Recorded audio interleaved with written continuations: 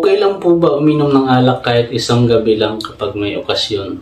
Sa alak, wala namang problema. Pwede po kayong uminom. Pero wag lang po kayong pasobra kasi alam nyo kung bakit. Pag nasobrahan kayo sa alak, doon po, pag nagkaroon kayo ng hangover kinabukasan, malalang sintomas ang aabutin nyo kasi sa hangover. Nandun na yung hilo, akala mo binugbog kayo, tinatamad kayo gumalaw, tinatamad kayo bumangon. Kaya kailangan po, huwag kayo magpasobra pag uminom po kayo ng alak. Okay lang po yan, basta sakto lang, tama lang. Masarap po yung tulog yan. Hindi po yun bawal. Pero kung kasi may okasyon naman yan, pwede po yun. Pero kung wala din naman, mas maigi na iwasan nyo na.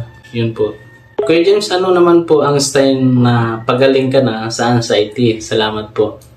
Ang pagaling kasi sa anxiety, doon na yung unang-una. Nawawalan ka na ng mga sintomas, hindi na nagpaparamdam sa'yo. Tapos, parang nanunumbalik yung yung sigla mo, yung hindi ka napabaya sa sarili. Yung nagagawa mo na lahat ng gusto mo. Yun mga ganun. Yun kasi yung sign yan eh. Yun po yung mga, kumbaga, wala ka ng pakialam sa ibang, sa mga takot na dumarating, o di kaya pinaparamdam siya ng anxiety. Ibig sabihin, yun ang sign na gumaling ka na talaga. Basta, pakunti-kunti lang at iwasan lang ang ma-stress para hindi siya bumalik. Ganun lang po yun. Yun po, sign ng mga gumaling ka na sa anxiety disorder mo. Ang paglalaro ba ng online games, kuya, naiibsan ang symptoms ng anxiety? Depende po yon sa online games. Halimbawa, yung mga online games, yung may mga taya sa mga online sabong, kagaya yan. Yung mga games na, mayroon kasi mga games na napagkikitaan Sa Gcash, may mga ganon. Ang yan kasi, pag natalo kayo, ibig sabihin may stress ka, hindi po maibsan yung mga sintomas mo. Pero kung mga games lang, kagaya siguro ng mga COC, ML, na hindi naman, okay magpuyat, mga ganun-ganun sa mga ganyang games. Yung parang naglalaro kayo para malibang lang yung sarili nyo, yung malibang lang yung isip nyo na para hindi mo ramdam yung mga sintomas. Pwede po yun. Wala pong nagiging problema. Minsan kasi kahit ML, hindi naman ako naglalaro yan, nakikita ko lang. Pag na-stress sila, pag natatalo, nandun na yung stress sila, nainis, nagmumura pa, nakikita ko yan sa mga kasama ko, meron yan Yun po ang medyo iwasan nyo kasi na-stress po kayo doon. Yun lang po. Pwede yan. Wala namang problema yan. Hello, ask ko lang po if hindi na ina-acid, pero may mga nararamdaman pa rin pong hilo. Panlalabo ng mata, cause pa rin po ba ng anxiety or GERD pa rin po? Salamat, sana po masagot.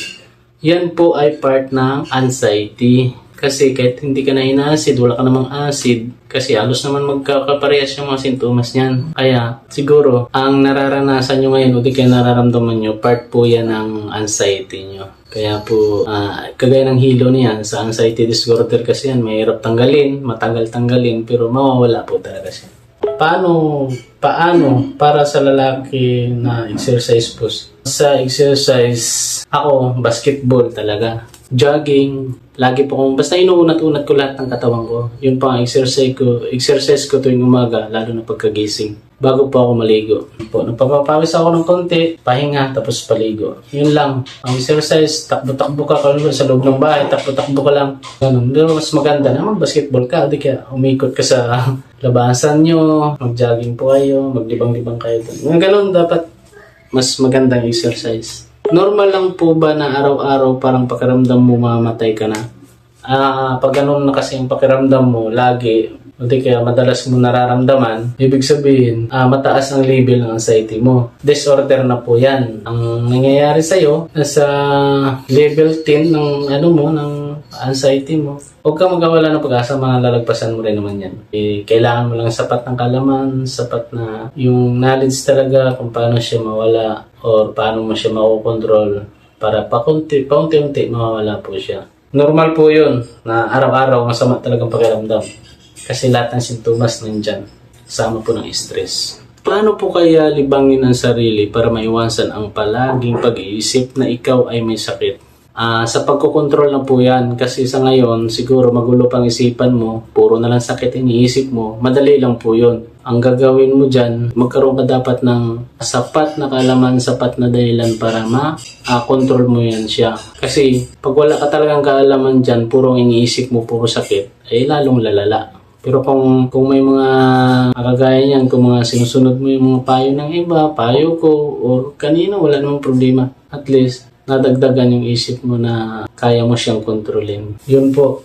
Kasi pag puro yan ang laman ng isip mo na may sakit ka, pinagpipilitan mo sa sarili mo, walang mangyayari sa'yo. Lalo lang lalala yung mga anxiety mo. Lalong pang may mga lalabas na sintomas sa anxiety mo. Hindi mo babawasan kundi madadagdagan. Ganun po yun. Paano po maalis ang GERD at kaba? Healthy lifestyle lang po talagang kailangan dyan.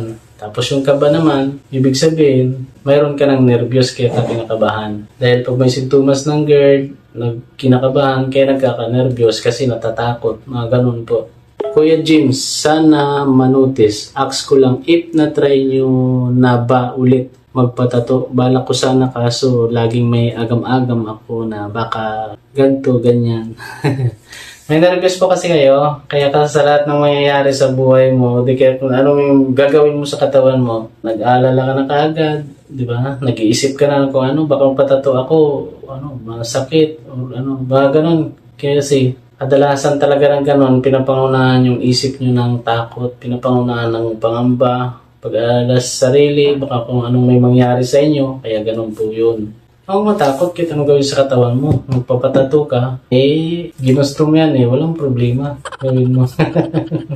Kuya James, anxiety pa rin ba itong kahit ano na lang iniisip ko na sakit? Kuya James, sana mapansin. Kasama po talaga yan. Kasama po yan na ang pag-iisip mo puro na lang talaga sakit. Paulit-ulit na lang sakit ang iniisip mo. Pwedeng dumapo sa'yo, pwedeng mangyari sa'yo. Yan yung mga sakit, di ba? Ganun talaga pag may anxiety. Pwede po ba matigil ang maintenance ng high blood? Binigyan kasi ako ng doktor ng gamot. Bala ko sana itigil kasi mag 2 weeks na gamit ko. Pero ko walang visa. Nag-overthink pa ako sa gamot na binigyan ni Doc. Ano po ba dapat gawin? Hindi ko mapakali araw-araw sa pag-inom ng gamot. Pero ko magkakomplikasyon ako. Sobrang worry ko. At feel ko masakit bato ko. Pero BP normal naman. Hindi ko na ma-enjoy life ko kapag lumalabas. Ambulance talaga ang una kong naalala at hindi ko na maintain ang gusto kong kainin kasi feel ko high blood ako. Sir, kung napanood niyo po yung mga videos ko tungkol dito sa mga high blood na to. Kasi nga, ang una-una ko, ang kwento ko dyan, ganon din po ako nung una, nung kasagsagan ng anxiety ko, nung may anxiety pa ako. High blood, may maintenance din ako. Pero, ang nangyayari sa akin, hindi lang high blood ang inano sa akin sila, nagkaroon ng maintenance sa blood sugar at saka cholesterol ko. Kaya 3 gamot ang iniinom ko noon. Metformin, Atorvastatin at saka Losartan para sa high blood. Yun po. Pero hindi ko po yun ininom. Sinubukan ko siya hanggang 2 araw lang yata. Pero hindi ko na tinuloy kasi ganun nga, nahihirapan ako masyado. Kaya ganun din po itong nangyayari sa'yo. Alam ko, ramdam na ramdam ko to. Kaya ang ginawa ko yan, sir, tinigil ko po. Hindi ko po ininom yung resita ng doktor na yon. Kasi pag ininom ko, ang sama ng pagkaramdam ko, lalo akong nahihirapan, lalo ako para magkukulaps, lalo akong hindi ko nagagawa yung gusto ko kasi iba ang pakiramdam pag umiinom ka ng gamot. Ganun po yun. Tapos sa mga pagkain naman, nakikita ko pa lang, nahihilo na ako. Mga ganun. Kumain ako marami, mga ganun, nahihilo na ako. Kasi feeling ko rin high blood talaga ako, pero hindi naman. Pag mag-BP ako natatakot ako, di kaya nakabahan, ang taas ng BP, 160/100. Pero pag normal naman, sinusubukan ko, yun, normal naman, 120/80. Hindi ibig sabihin, hindi abnormal yung BP natin. Ganun lang yun. Kung maaari, ikaw, bata ka pa naman yata, pwede mo itigil siguro, sir. Nasa sayo na yan. Basta ito lang ina-advise ko sa inyo. Kaya yun po subukan nyo pong itigil. Sabihin nyo po sa doktor nyo. Kasi baka dala lang talaga ng anxiety ang mga nararamdaman mo. Kuya, tulungan mo ko, ilang araw na ako di kala ko makatulog yata to. At nagpapanik di ako makatulog. At pampatulog ko lang, puro saka ako kumakalma. Nervyos lang po yan. Kung pag mga ganyan kasi pag nervyos, pag malala yung nervyos nyo, manood lang po kayo ng mga video na nakakatulong sa inyo. Yung may mga makukuha kayong aral, kaalaman para makontrol mo siya. Ganun po yun. Kasi kung ikwento mo sa akin lahat ng mga sintomas mo, lahat ng mga nararamdaman mo, lalo lang tayo mahihirapan. Kasi habang kinikwento mo yan, nagre-reflect lalo yan sa katawan mo. Kasi yun ang sinasabing parang hindi siya maalis sa isip mo. Kaya kailangan, pag nagkausap tayo, wag na yung sabihin mo puro yung nararamdaman mo. Puro yung mga sintomas mo. Ang pag-uusapan natin kung anong mga ginawa ko, kung anong way kung paano ko siya na-handle or gano'n na wala sa isip ko. Mga gano'n dapat puro positive ang pinag-uusapan natin para mas mabilis po kayo gumaling. Hindi yung mag-indahan tayo ng mga nararamdaman natin, mga sakit natin. Wala po yun. Hindi po tayo gagaling dun sa gano'n. Hello po Kuya James. Ano po pwede gawin pag inatake ka ng panalamig sa paa at buong katawan dahil sa nervyos? Relax po ang sarili. Mag-relax, mag-aplas-aplas kayo, mag-amoy-amoy kayo ng mga menthol na yung gawin ng mga white flower o lagyan nyo po ng kating po yung mga ilong nyo. Yan mga ganun gawin lang. Yan lang naman magpapakalma dun eh. Tapos, marami naman ako tinuturo sa videos ko na yun po ang gagawin nyo para maibsan po ang inyong pag-iisip ng nakakatakot na maaring mangyari sa inyo. Yun po.